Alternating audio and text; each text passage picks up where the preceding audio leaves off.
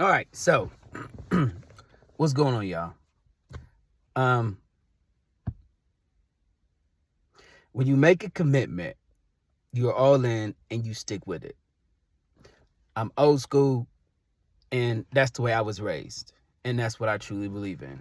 So I made a commitment to God, and I got baptized, and I do my very best to follow and apply Bible principles.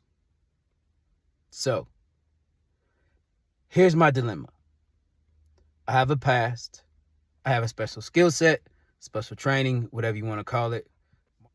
And as a dad and as a family head, your first instinct is to protect your family, protect your children, right?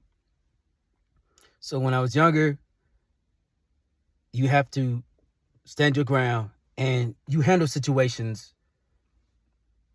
through confrontation. You handle situations violently, right? So those are my natural instincts. So as a teenager, I grew up and had to be in those situations to where I've been desensitized to violent actions or seeing something violent happen to someone, right? So like if I saw someone getting jumped, someone getting shot, I'm like, oh, I wonder what they did. Just keep on going about my business, right? So I currently am a girl dad, and I think that's for a reason, so that way I can be resensitized to the things that are going on.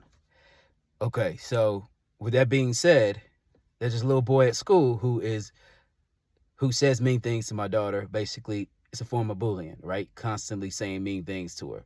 So I pull her aside. She's upset. I pull her aside and tell her, like, listen, you stand your ground and you say something, right? You say something. Stand your ground. I said, you'll be a strong little girl and you keep your head up. I said, a lot of times when you say something to someone and you tell them, like, listen, you know what I mean? Don't do that. It's unnecessary. You know, you're not talking to me that way. Anything along the lines, a lot of people, they'll respect you. They'll back down, right? A lot of people's bark is worse than they bite. But at the same time, you respect everybody, right? Because you never know who they're capable of, and you never know who they know. Like someone like me. So my wife, being proactive, she messes the teachers, and she messes my daughter's teacher, and my daughter's teacher messes that little boy's teacher. So very proactive, the teachers were. They started communicating with each other. Like that's huge right there. You know what I mean? And I told my daughter, I said, listen, I'm going to give the teachers an opportunity to address the situation.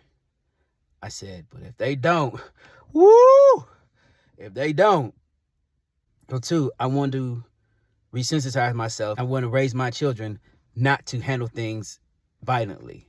I want to give a big shout out to the teachers who were actually proactive, who actually did things that teachers are supposed to do and get control of bullying and do all those things, right?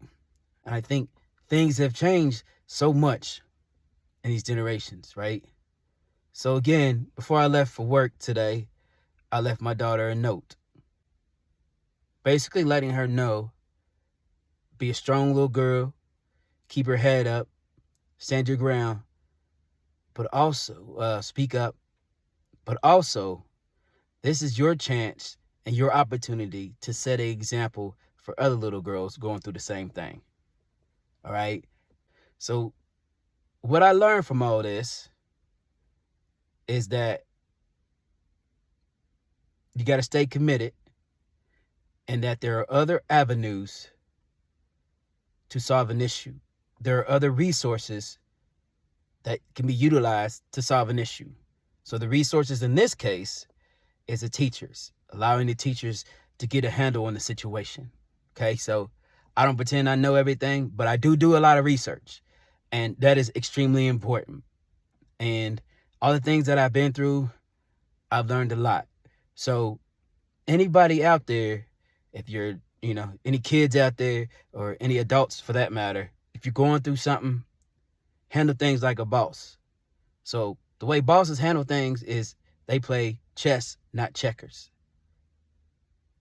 Chess, you're smart, you do your research, you have wisdom, and you make strategic moves. And you utilize the resources that are there for you. Checkers, you just go all in, you don't think about it, and then you make matters worse. Handle things like a boss. Like I said again, the lesson that I learned is that there are other avenues and other resources to utilize to solve an issue. Staying committed. Let's go.